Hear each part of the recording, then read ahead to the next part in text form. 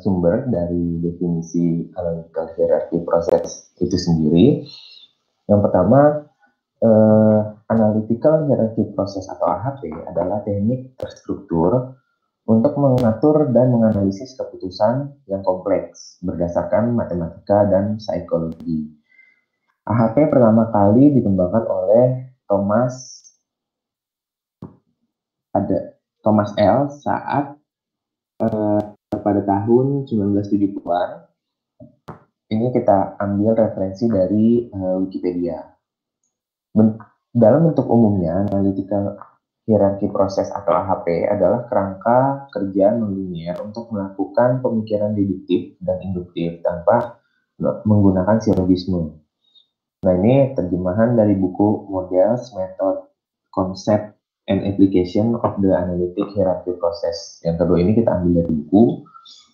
Nah, yang ketiga ini dari beberapa referensi definisi AHP itu sendiri, kita simpulkan menggunakan bahasa sendiri, yaitu analytical hierarchy process atau AHP adalah teknik atau metode pengambilan keputusan yang terstruktur dari permasalahan yang kompleks, yang didasari oleh pandangan atau pemikiran fisik, logika, dan sosial atau psikolog atau perasaan. Seperti itu. Jadi di sini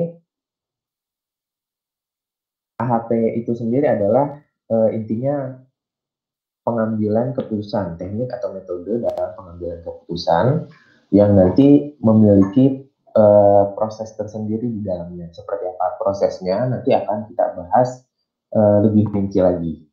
Berikut juga implementasinya nanti.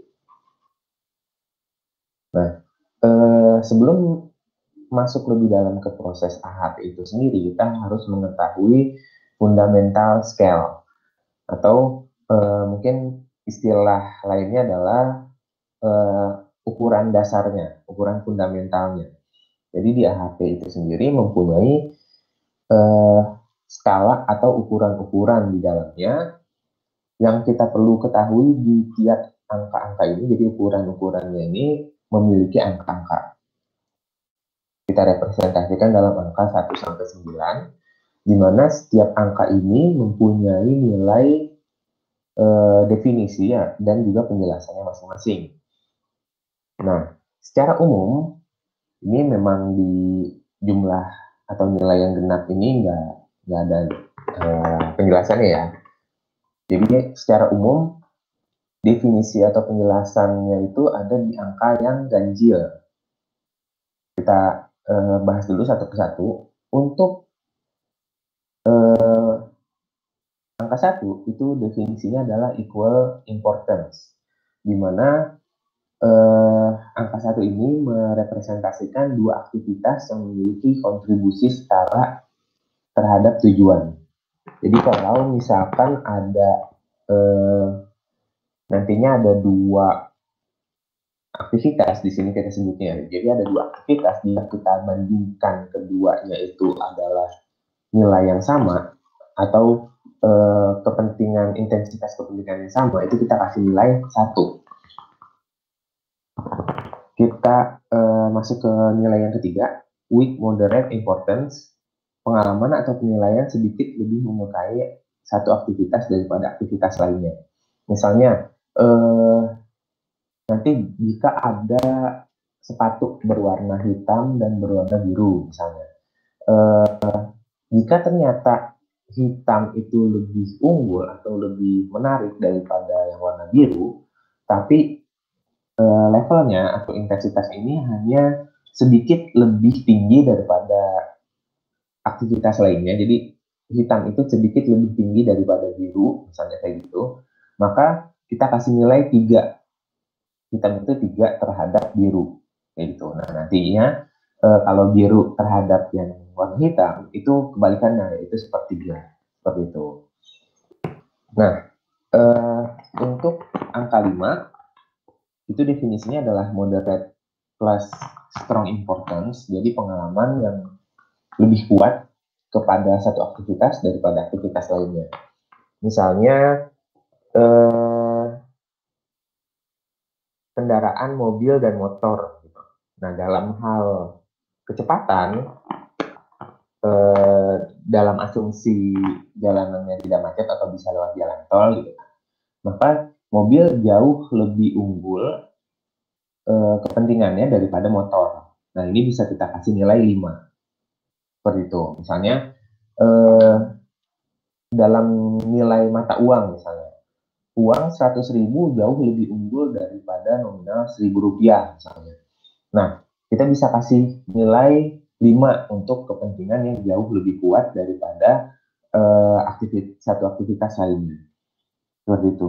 Nah, ini berlanjut terus di 3, 5, 7, 9. Intinya semakin besar nilainya, berarti semakin jauh nilai suatu aktivitas dibanding aktivitas lainnya. Misalnya di nomor 7, ini suatu aktivitas ini sangat kuat disukai daripada aktivitas lainnya. Dominasinya ditunjukkan dalam praktik. Nah, tentunya skala 7 ini lebih kuat lagi daripada skala 5. Misalkan di hal-hal yang pada kasus realnya itu bisa kita katakan memang sangat terlihatlah perbedaannya secara umum. Itu sangat jauh berbeda. Ada yang lebih tinggi dan ada yang lebih rendah. Nah, ini bisa kita kasih nilai 7. Nah, jadi ini diperhatikan dulu aja nilai-nilai ini. Penerapannya nanti bagaimana itu nanti mungkin bisa lebih tergambar di implementasinya. Nah, selanjutnya untuk yang 9, ini biasanya memang diberikan pada kasus-kasus yang memang sudah mutlak suatu nilai itu jauh berbeda dengan nilai lainnya. Misalnya antara berpergian dengan menggunakan pesawat dan juga menggunakan motor untuk jarak yang sangat-sangat jauh. Nah, ini kan memang mutlak lebih cepat pesawat gitu. Nah, kalau yang kita tanyakan atau yang kita perhatikan adalah faktor kecepatan, maka bisa saja kita menggunakan skala 9 di sini antara pesawat dan motor, karena memang perbedaannya sangat-sangat jauh. Nah, untuk angka-angka yang genap di sini, ini adalah angka-angka yang bisa kita pertimbangkan untuk kasus-kasus di antara angka-angka ganjilnya. Contohnya, penggunaan mobil dan motor dalam segi kecepatan, jika yang kita lewati adalah jalanan umum yang bisa berpotensi macet. Nah, ini kan bisa lebih cepat motor dan bisa lebih cepat mobil gitu. Katakanlah kita bilang lebih cepat mobil di jalanan umum tersebut, tapi kita tidak bisa mendefinisikan dia sebagai angka 3. Atau di sini kan angka 3 itu representasinya adalah berarti mobil lebih cepat sedikit daripada motor. Nah, kalau lebih cepat, ukuran lebih cepat sedikitnya ini tidak sampai 3, kita boleh berikan angka 2 dengan representasi bahwa memang mobil dan motor sebenarnya hampir sama, cuma mungkin yang sering terjadi adalah lebih cepat mobil seperti itu. Nah, makanya kita kasih angka 2. Jadi dia nggak sampai angka 3, tapi dia bukan juga angka 1. Kalau angka 1 kan setara ya, mobil dan motor itu bisa aja nyampainya barengan gitu. Nah, itu angka 1. Tapi kalau misalkan mobil sedikit lebih cepat daripada angka 3, daripada motor, itu kita kasih angka 3. Nah, tapi kalau misalkan kurang yakin daripada angka 3, kita bisa memberikan angka 2. Seperti itu. Nah, ini juga berlaku untuk nilai-nilai genap lainnya. Kalau kita tidak yakin nih antara angka 3 dan angka 5, misalkan dia sebenarnya lebih sih dari angka 3, tapi dia nggak nyampe 5, maka kita bisa kasih dia nilai angka 4. Seperti itu. Nah, ini adalah tujuan dari pemberian fundamental scale ini, di mana nilai-nilai utamanya kita representasikan di nilai ganjil dengan definisi yang tadi sudah dijelaskan. Kemudian jika kita ragu-ragu atau sebenarnya nilainya itu di antara nilai ganjil tersebut, maka kita gunakan nilai genapnya. Seperti itu. Oh iya, boleh teman-teman kalau misalkan ada pertanyaan terkait materi yang disampaikan, boleh lontarkan saja, boleh dituliskan di chat publik pada bisa tampil ataupun chat pada channel YouTube. Nah, mungkin kalau memang masih pada slide pembahasannya, bisa langsung saya jawab mungkin nanti pertanyaannya. Tapi kalau misalkan udah kelewat atau belum nyampe, nanti bisa dijawab belakangan di sesi diskusi kita. Nah, selanjutnya,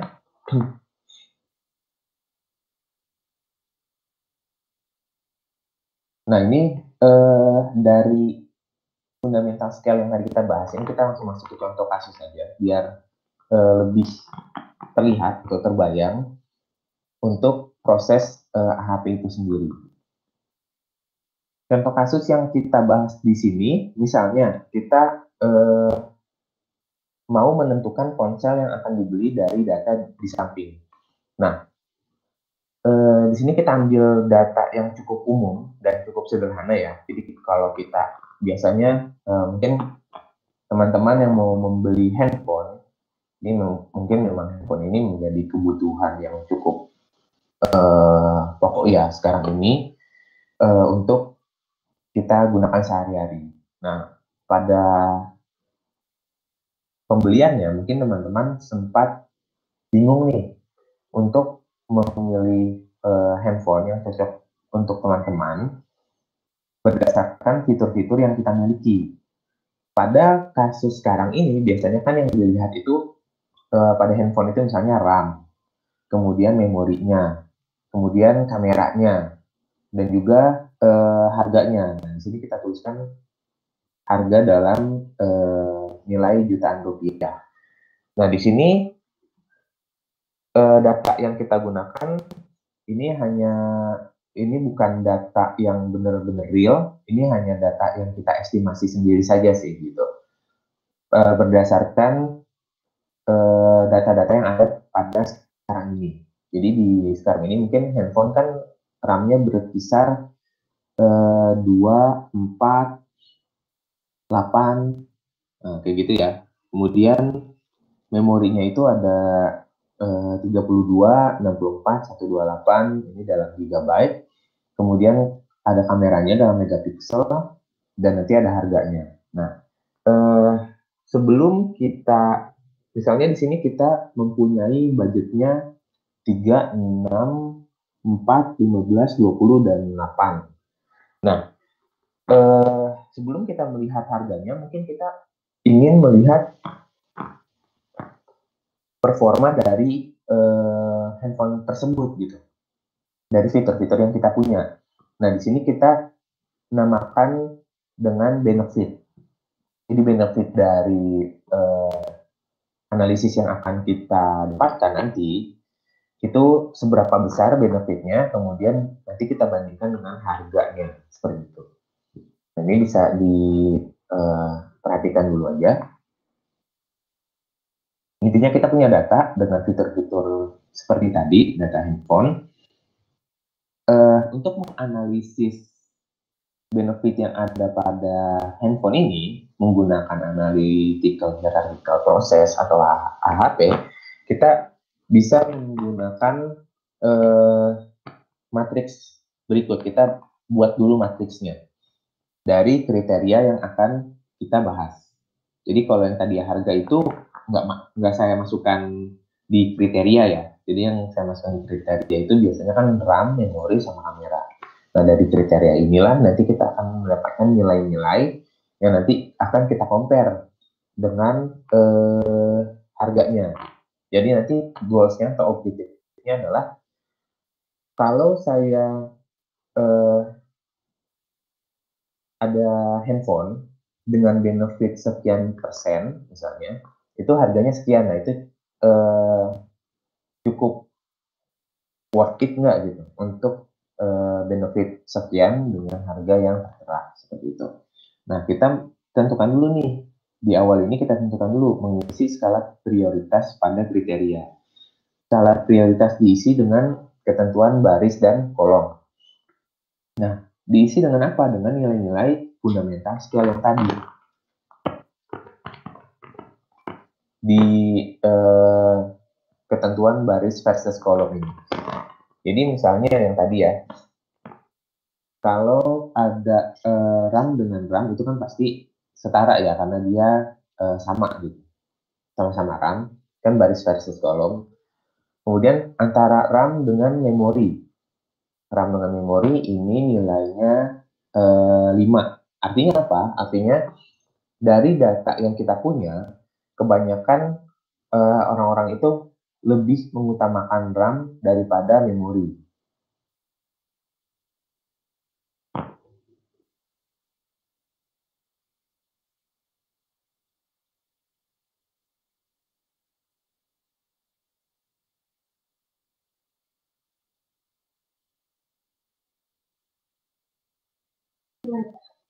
Nah, berarti dari kitanya sendiri atau dari psikologikal kita, seperti tadi di definisi AHP, itu kan psikologikal itu mempengaruhi juga ya dalam proses analisis ini. Jadi, misalkan menurut saya RAM itu lebih penting daripada memori. Nggak apa-apa memorinya tadi kan ada yang 32, 64, dan seterusnya. Nggak apa-apa memorinya di rate yang terkecil tadi berapa? 32 di kalau nggak salah. Di rate yang terkecil, asalkan RAM-nya itu di rate yang medium atau yang high kayak gitu. Nah ini skalanya saya tentukan 5. Berarti dia cukup penting menurut saya. RAM itu cukup lebih penting daripada memori seperti itu. Nah mungkin ini juga data-data di sini juga bisa berbeda ya. Mungkin jika diolah sama teman-teman. Karena itu tadi balik lagi ada faktor psikologinya yang berpengaruh di sini.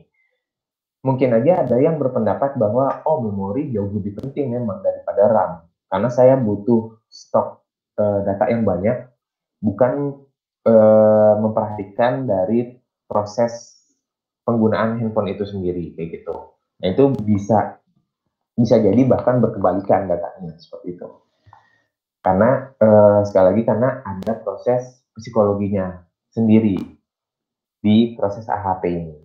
Nah selanjutnya dibandingkan kamera, saya juga mengutamakan RAM seperti itu. Tapi skalanya 3. Jadi dibandingkan dengan memori mungkin lebih tinggi kamera gitu. Tapi tetap yang paling diutamakan untuk saya di data ini adalah RAM-nya seperti itu. Nah, jika kita mengisi antara perbandingan RAM dan memori itu adalah skala 5, maka kalau kebalikannya yang bawah, memori ke RAM itu berarti 1/5 atau 0,2 di sini. Kita desimalkan. Nah, selanjutnya antara memori dan kamera, saya lebih mementingkan memori berarti di sini. Nah, ini kan bisa berbeda juga ya untuk teman-teman yang lainnya. Mungkin lebih suka foto daripada penyimpanannya. Berarti di sini lebih tinggi kamera kalau misalkan kasusnya seperti itu. Mungkin bisa berkebalikan dari ini. Memori ke kamera itu 1/3, kamera ke memori itu mungkin jadi 3 kayak gitu. Nah, kalau di kasus yang saya buat ini, saya lebih mementingkan memori daripada kamera. Jadi di sini memorinya 3, kamera ke memori itu 1/3, kamera ke RAM itu 1/3. Dapatnya dari yang tadi asumsi yang dijelaskan sebelumnya.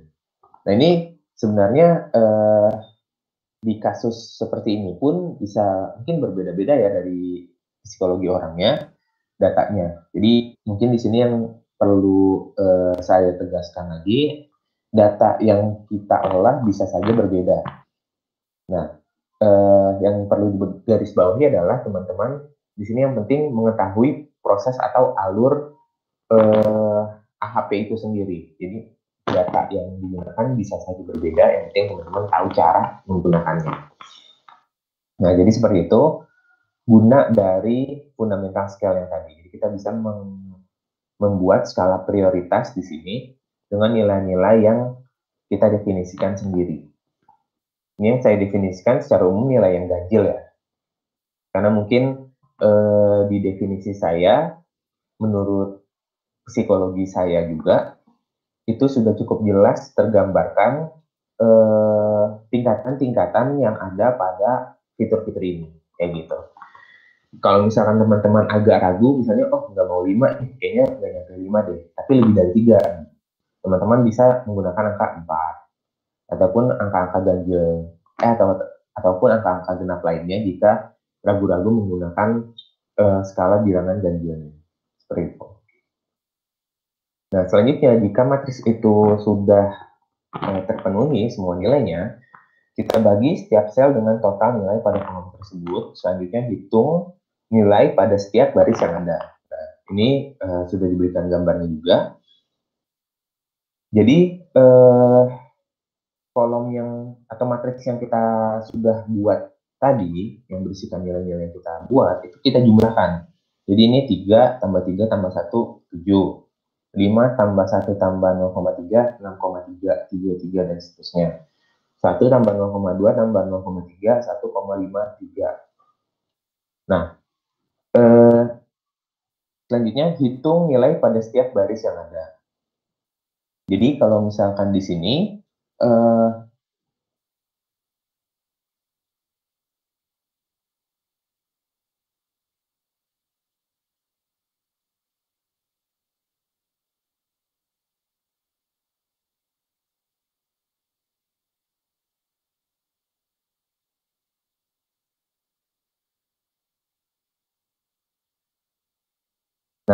nilai dari yang sebelah kanan ini itu adalah nilai yang kita dapatkan dari hasil bagi antara nilai-nilai yang ada pada tiap sel yang berwarna ungu dengan jumlahannya, atau sel yang berwarna kuning ini. Jadi ini merupakan proporsi antara bobot yang ada di dalam suatu sel terhadap jumlahan bobotnya. Contohnya, untuk mendapatkan 0,652174 ini, kita operasikan 1 dibagi 1,53333. Nah, ini hasilnya sekian. Kemudian di sebelahnya ada 5 dibagi 6,3, itu hasilnya 0,78 sekian. Kemudian 3/7 hasilnya 0,428571. Nah, ini kita hitung semua nih dengan cara yang sama. Jadi tiap angka yang ada di sel warna ungu dibagi dengan sel berwarna kuning sesuai dengan jumlahannya. Nah, kita dapatlah nilai bobot seperti ini. Kemudian kita hitung nilai persentase di tiap fiturnya. Maka kita dapatkan RAM itu 62%, memorinya itu 24%, dan kamera 14%.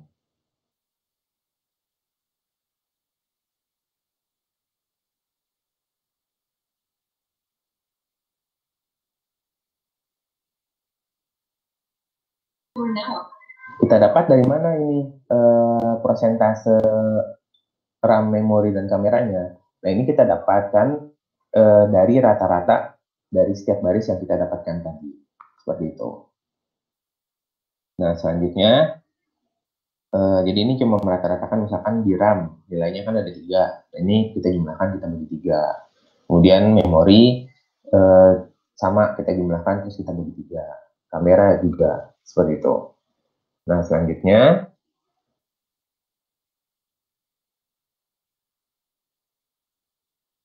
ulangi langkah tersebut untuk masing-masing kriteria, dan kita dapatkan hasil sebagai berikut.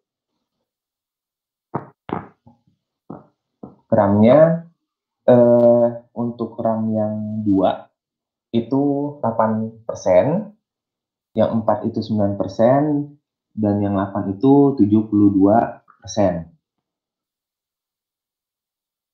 Kemudian memori memori 32 GB itu 14%, 64 itu 29%, dan 128 itu 57%. Nah, selanjutnya untuk kamera itu ada 11% di 8 megapiksel, 16 megapiksel 26%, 32 megapiksel itu 63%. Representasinya seperti apa? Jadi ini balik lagi ke slide sebelumnya.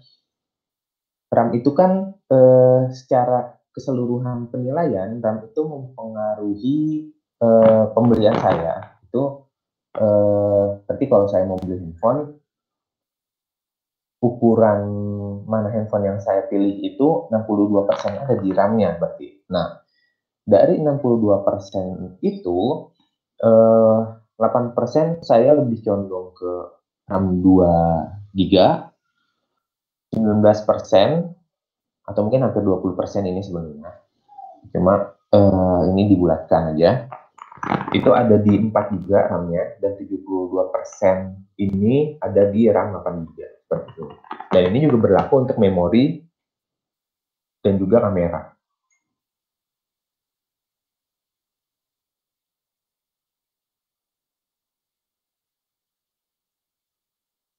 Kemudian kita tentukan bobot akhir dengan cara kita konversikan nilai pada data awal dengan bobot yang sudah didapat.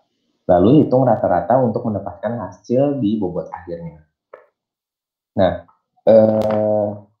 dari data yang kita punya, RAM itu ada 248, kemudian memori ada 32, 64, dan 128. Oke, ini perhitungan rinci dari, ini ada pertanyaan dari Mas Rahmat. Perhitungan rinci dari prosentasenya mungkin akan kelihatan perhitungannya nanti selain ini diimplementasi pada AHP itu nanti akan lebih terlihat nih perhitungannya dari mana aja, bobot-bobotnya ini dapatnya dari mana aja, angka yang dihitung atau dioperasikan itu angka yang berapa aja. Nah ini setelah ini mungkin diimplementasinya, karena kalau di awal ini untuk penyajian materinya dulu, yang penting dari segi alurnya sudah cukup jelas dulu sih kalau untuk di penyajian materi, karena sepertinya saya nggak mungkin menuliskan angka-angka ini nih di saat ini juga kayak gitu untuk penyampaian materinya. Jadi mungkin di implementasi akan lebih terlihat. Tapi nanti boleh kita diskusikan lagi kalau misalkan masih ada yang kurang jelas. Nah selanjutnya dari fitur yang kita punya ini, nanti kita dapatkan persentase seperti tadi, yang 8, 19, 72, nah ini. Jadi kalau yang 2 itu kan 8% tadi ya di RAM, kemudian di RAM 4 GB itu 19%, dan 8 GB itu 72%, ini kita list semua. Nah, kita hitung bobot akhirnya sesuai dengan data yang kita punya. Jadi misalkan yang pertama ini ternyata benefitnya adalah 11%. Dapatnya dari mana? Dari rata-rata yang kita punya. Nah ini data handphone yang kedua itu benefitnya 20%, yang ketiga 20%, dan seterusnya. Sampai semuanya mempunyai nilai benefitnya masing-masing. Nah kemudian kolom akhirnya di sini yang terbentuk adalah benefit dan juga harganya.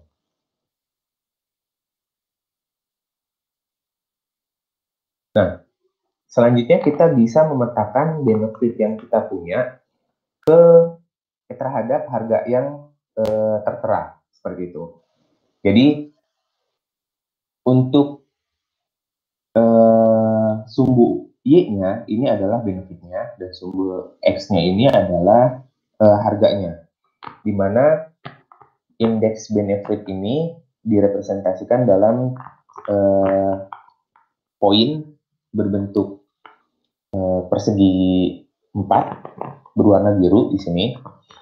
Jadi kita bisa melihat tiap-tiap data atau tiap-tiap opsi handphone yang kita punya, ini persebarannya seperti ini. Jadi untuk yang 20 juta itu memang benefitnya dia paling tinggi. Dia ada di kisaran 60-an%. Jadi memang di sini yang terlihat adalah semakin ini mungkin korelasinya positif ya. Jadi semakin tinggi harganya, semakin tinggi pula benefit yang kita dapatkan, seperti itu. Nah, untuk proses keputusan akhir kita mau beli handphone yang mana, ini bisa balik lagi ke kondisi yang kita punya. Intinya di sini kita sudah hitung benefitnya nih dari data yang kita punya tadi, sesuai dengan keinginan kita secara psikologi, dan juga ada harganya. Jika kita menginginkan benefit yang maksimum, tentunya kita memilih harga yang 20 juta, sesuai dengan data yang kita punya ini. Nah, tapi jika ada kondisi-kondisi lebih lanjut, misalnya kita hanya mempunyai budget sekitar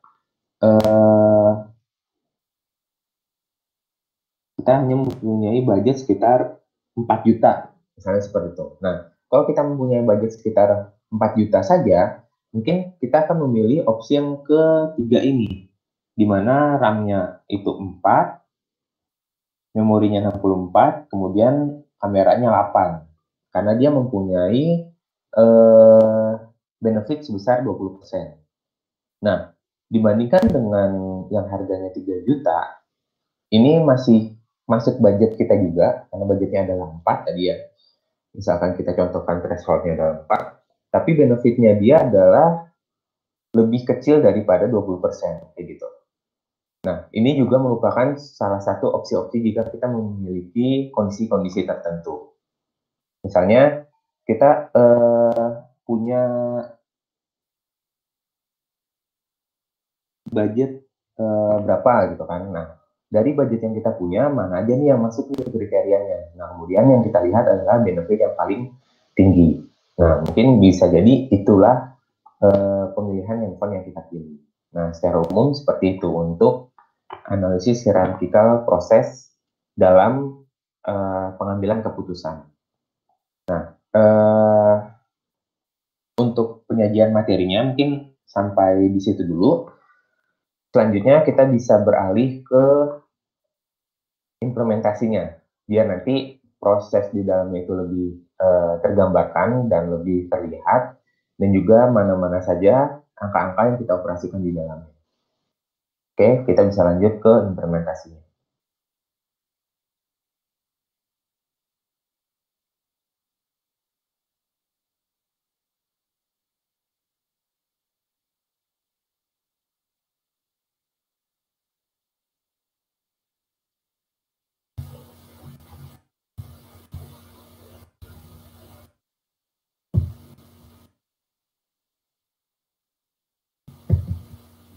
Sudah saya cek presenter, terdengar nggak suara saya?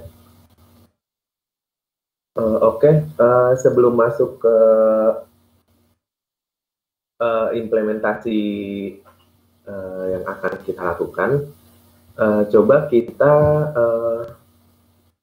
review dulu. Jadi kita akan memantapkan langkah-langkahnya dulu supaya nanti setelah beralih ke implementasi contoh kasusnya, kita nggak balik lagi ke slide ini supaya nggak bolak-balik gitu. Jadi kita coba kuatkan dulu di garis besar dari langkah-langkahnya. Yang pertama, kita menentukan skala prioritas kriterianya yang ada di kolom atasnya ini. Nah, di sini kan kolomnya ada 4 sebenarnya, cuma yang kita akan hitung sebagai benefit itu 3 aja, 3 kolom pertama ini, yang mana nantinya akan dibandingkan dengan harga gitu. Nah, itu langkah pertama, kita menentukan skala prioritasnya dari ketiga kriterianya itu, yang tadi sudah dijelaskan, sesuai dengan opini kita masing-masing. Nah, setelah itu, dari ketiga prioritas itu, kita ibaratnya kita breakdown lagi. Misalkan tadi kita sudah menemukan RAM, memori, dan kamera. Nah, di dalam RAM ini kan tentunya ada konten-kontennya tersendiri. Misalkan kalau di sini ada RAM 2 GB, 4 GB, dan 8 GB. Ini mungkin di contoh kasus lain bisa aja lebih dari 3 gitu. Nah, langkah yang kedua ini kita masukkan lagi perhitungannya lebih spesifik ke masing-masing item atau kontennya ini. Di RAM ada apa aja, di memori ada apa aja, di kamera ada apa aja gitu. Dan kita dapat proporsi atau persentasenya. Itu langkah kedua. Nah, langkah ketiga kita lakukan bobot akhir, di mana bobot akhir ini mengkonversi kriteria awal yang kita punya, spesifikasi RAM berapa, memori berapa, kamera berapa, kita ubah menjadi nilai-nilai persentase yang sudah kita hitung tadi. Nah, selanjutnya kita rata-ratakan untuk menjadi bobot akhir yang kita namakan benefit. Jadi misalkan kalau di sini kita bicaranya misalkan analisanya adalah kalau kita punya kita cari benefit misalkan yang ini baris 2 dan baris 3, dia punya benefit yang setara tapi dengan harga yang berbeda. Nah, ini akan lebih kita lihat apakah kita bisa memutuskan, oh kita misalkan nggak apa-apa kita pakai benefit yang 20% aja, dengan harganya berarti kita ambil yang 4 juta. Gitu. Kita bisa ambil harga yang lebih murah dengan benefit yang setara. Gitu. Itu mungkin yang bisa lebih dijelaskan di sini. Nah, jadi ada 3 langkah. Yang pertama tadi kriterianya dulu, dilihat persentasenya, lalu dilihat secara mendetail dari masing-masing kriteria, lalu dilihat benefitnya atau bobot akhirnya. Nah, mungkin secara visualisasinya mungkin lebih terlihat jelas, misalkan, oh budget kita sekitar 10 juta gitu. Nah, kita bisa pilih yang mana, ternyata ada 2 pilihan di sini kan. Nah, 2 pilihan di sini, daripada kita ambil 10 juta, kita ada opsi lain dengan benefit yang sama, yang mungkin harganya sekitar mungkin 8 juta, pokoknya kurang dari 10 juta di sini. Seperti itu. Nah, mungkin selanjutnya di sini saya Rusnanda Farhan akan menjelaskan tentang implementasinya. Di sini saya ada 2 implementasi. Yang pertama dari menggunakan Excel.